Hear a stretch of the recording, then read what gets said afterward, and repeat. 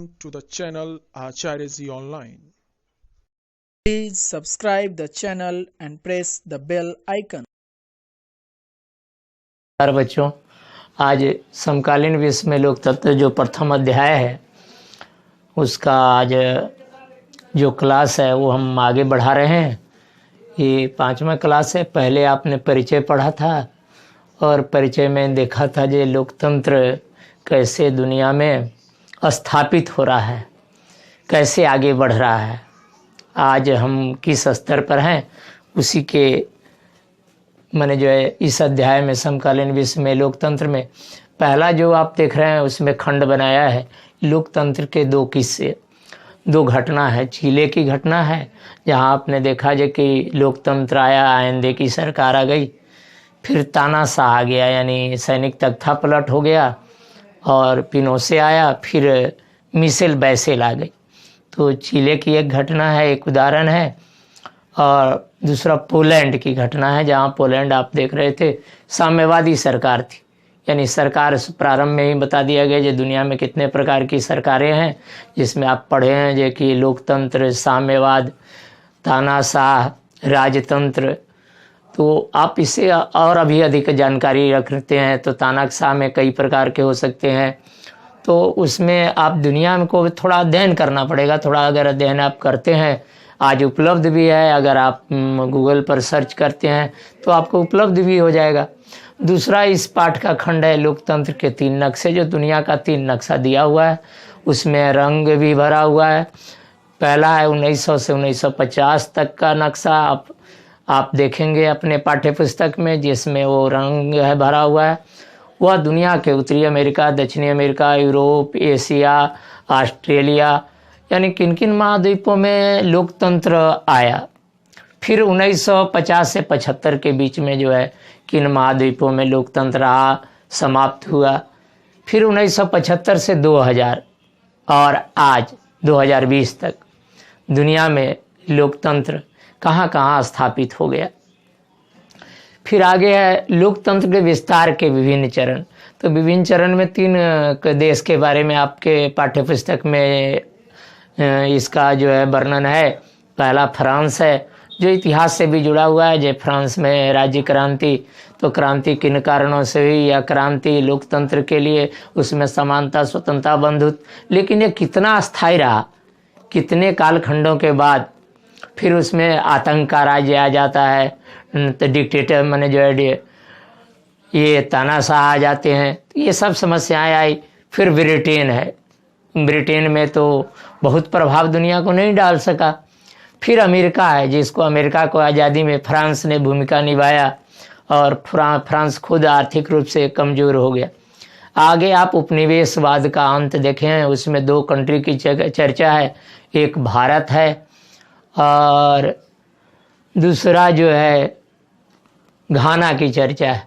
तो उसमें घाना का में क्या हुआ, नक्रुमा जो है क्या कर पाए, वो जो है अपने को आजीवन राष्ट्रपति बनवा लिए, जबकि वह नेहरू के समकालीन थे। नेहरू ऐसा नहीं किए। तो भारत में आप देख रहे हैं आज तक लोकतंत्र फल फूल रहा है, आगे बढ़ रहा है। लेकिन वहाँ जो है तानाशाह यानी तख्ता पलट हो गया, तो समस्या आ गई। हाल का दौर आप भी देख रहे होंगे, जो हाल का दौर है जिसमें सोवियत रूस की घटना, सोवियत रूस जो विघटन हो गया उसका 1991 में आपने देखा कि उसके 15 जो गणराज्य थे वो टूट कर अलग हो गए, वो कमज़ोर पड़ गया। वो महाशक्ति था, दुनिया में 2 ही महाशक्तियाँ थी, अमेरिका और रूस, और सोवियत रूस उस समय था। फिर बाद में वह सिर्फ अब रसिया बच गया। तो इन 2 का जिक्र है, उसमें 2 है, उसको आप अध्ययन करें। चूँकि प्रथम माने जो है द्वितीय, तृतीय, चतुर्थ कालांश तक आपने देखा है।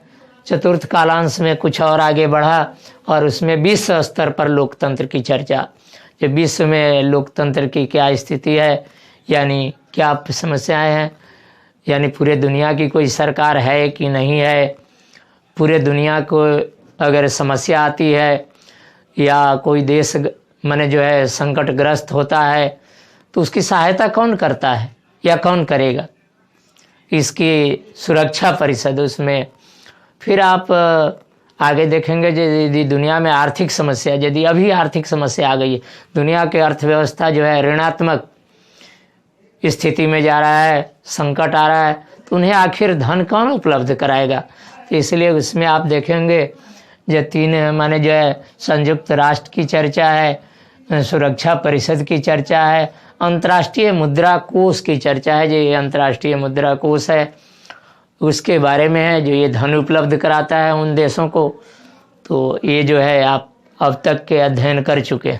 अब आज जो अध्ययन करेंगे उससे आगे की बात है कि क्या ये निर्णय लोकतांत्रिक हैं, यानी किस निर्णय की बातें कर रहा है। आप देखेंगे वैश्विक स्तर पर जो संगठन है या जो सरकारें हैं उसमें वो लोकतांत्रिक है कि नहीं है। तो एक है संयुक्त राष्ट्र संघ, संयुक्त राष्ट्र जो है एक वह है, और दूसरा है अंतर्राष्ट्रीय मुद्रा कोष, अंतर्राष्ट्रीय मुद्रा कोष IMF। तो अंतर्राष्ट्रीय मुद्रा कोष तो किस में चर्चा होगा, क्या ये निर्णय लोकतांत्रिक है कि नहीं है। इसमें ये देखना है जो कि संयुक्त राष्ट्र संघ है वह कितना लोकतांत्रिक वैश्विक स्तर पर। ये संसद, इसमें कोई संसद है कि नहीं है।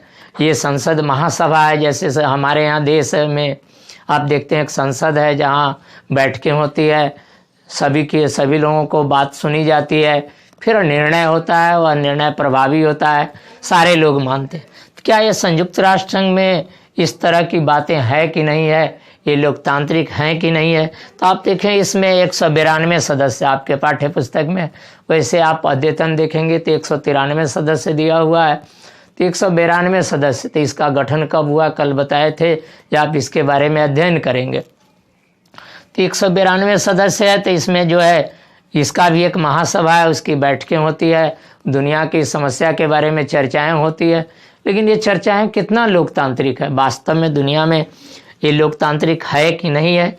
तो सभी सदस्यों के, यानी जितने भी सदस्य हैं, प्रत्येक सदस्य को 1 वोट देने का अधिकार है, परंतु इनके वोट कितने प्रभावी है ये देखना है। 192 सदस्य में 5 अस्थाई सदस्य है, 10 अस्थाई सदस्य 2 वर्षों के लिए चुना जाता है। तो ये 5 जो अस्थाई सदस्य, अमेरिका, फ्रांस, रूस, ब्रिटेन, ये जो माने जो है चीन, ये 5 जो है अस्थाई सदस्य हैं। ये 5 अस्थाई सदस्य जो भी ये निर्णय होता है संयुक्त राष्ट्र संघ में, तो यदि आप देखेंगे कि निर्णय सारे सदस्य अगर एक तरफ वोट कर दें, ये 5 जो अस्थाई सदस्य बनाए गए हैं उनमें एक भी अगर इसका अगर विरोध करता है, जिसको इस विरोध को हम वीटो का अधिकार के नाम से जानते हैं, वो निषेधाज्ञा है। तो बाकी 191 सदस्य एक तरफ, यानी उस 4 अस्थाई सदस्य लेकर बाकी 1 अस्थाई सदस्यों में कोई भी अगर विरोध करता है तो वह निर्णय निष्प्रभावी हो जाता है, वह लागू नहीं हो पाता है। जैसा कि आप भारत में के बारे में आप देख रहे हैं, जो पाकिस्तान के ब्लैक लिस्ट में डालने की सूची में जो है चीन बराबर जो है अड़ंगा लगाता है, तो बाकी सारे सदस्य पक्ष में आ जाते हैं, लेकिन अकेला चीन अगर विरोध करता है वह पारित नहीं हो पा रहा है। तो ये निर्णय जो है वैश्विक संगठन की हम बात कर रहे थे, जो वैश्विक संगठन ये कितना लोकतांत्रिक है। यह लोग देख रहे हैं आप, एक सदस्य जो है 192 में से 191 जो है एक तरफ वह मतदान करता है, बाकी 1 सदस्य के विरोध के कारण वह असफल हो जा रहा है। तो इसलिए आप जो है इसको भी। अब दूसरा है अंतर्राष्ट्रीय मुद्रा कोष, जिसमें 173 सदस्य, यह भी वैश्विक संगठन है जो दुनिया को अगर आर्थिक कठिनाइयाँ उत्पन्न होती है तो उन देशों को ये अर्थ मुद्रा उपलब्ध कराता है। और उस आर्थिक स्थिति में यह कितना लोकतांत्रिक है इस संगठन, ये देखना है। तो इसमें आपके पाठ्य पुस्तक में 172 माने जो है सदस्य, 173 सदस्य की है ऐसे। और आप अद्यतन जानकारी जुटाएं इसके बारे में, फिर मैंने आप चर्चा करेंगे। तो अंतर्राष्ट्रीय मुद्रा कोष में 7 कंट्री ऐसे है, 5 जो संयुक्त राष्ट्र संघ के अस्थाई सदस्य है, जैसे चीन है, अमेरिका, रूस, ब्रिटेन, ये देख रहे हैं आप, फ्रांस और जो सऊदी अरब, जापान, ये 7 कंट्री ये इसके मुख्य रूप से सदस्य है। और इसके आधे से अधिक वोटों पर इन 7 सदस्यों का ही अधिकार है। बाकी जो माने जो है शेष सदस्य 166 सदस्य कुछ नहीं कर पाते। कारण इसमें जो है, इसमें पैसे के आधार पर मतदान का अधिकार है। कौन देश कितना अधिक पैसा इस मुद्रा कोष में जमा करता है, उसके आधार पर उसको मतदान का अधिकार है। तो आप देख रहे हैं कि ये दोनों संगठन, संयुक्त राष्ट्र संघ, अंतर्राष्ट्रीय मुद्रा माने जो है कोष, ये दोनों वैश्विक संगठन है, लेकिन ये लोकतांत्रिक नहीं है। जो बाकी जो लोकतंत्र देश में बाकी जो संसद है, जहाँ सांसद निर्णय लेते हैं, उस हिसाब से इसके सदस्य हैं जो वोट मतदान तो कर रहे हैं, लेकिन उसका जो मतदान का प्रभाव नहीं है। तो वैश्विक स्तर पर जिस हम संगठन की बात कर रहे थे कि ये कितना लोकतांत्रिक है, आप समझ सकते हैं। जो लोकतंत्र में प्रत्येक व्यक्ति को मत देने का अधिकार है। अब एक और उदाहरण देखेंगे, जो बाहरी समर्थन। अगर लोकतंत्र लाना है दुनिया में, जैसा कि आप 2 महाशक्तियाँ अमेरिका और सोवियत रूस 2 महाशक्तियाँ थी, तो आप देख रहे थे जो दुनिया 2 गुटों में बट गया था और एक का नेतृत्व अमेरिका कर रहा था, दूसरा का सोवियत रूस कर रहा था। लेकिन 1991 में रूस का विघटन हो गया, वह कमज़ोर पड़ गया और एक ही महाशक्तियाँ बच गई, अमेरिका। और अमेरिका ने जो है पूरे दुनिया में कहा कि मैं लोकतंत्र लाना चाहता हूँ। इराक एक ऐसा देश है, आप देख रहे हैं, एक छोटा सा देश है जहाँ की 1932 में वो आज़ादी पाया और वहाँ 1968 में बाथ पार्टी कहता है कि सोशलिस्ट बाथ पार्टी बनाया, और बाथ का मतलब है पुनर्जागरण। और उन्हें मैंने तख्ता 1968 में सद्दाम हुसैन ने जो है इस संगठन के नेतृत्व कर रहे थे और उसने तख्ता पलट कर दिया।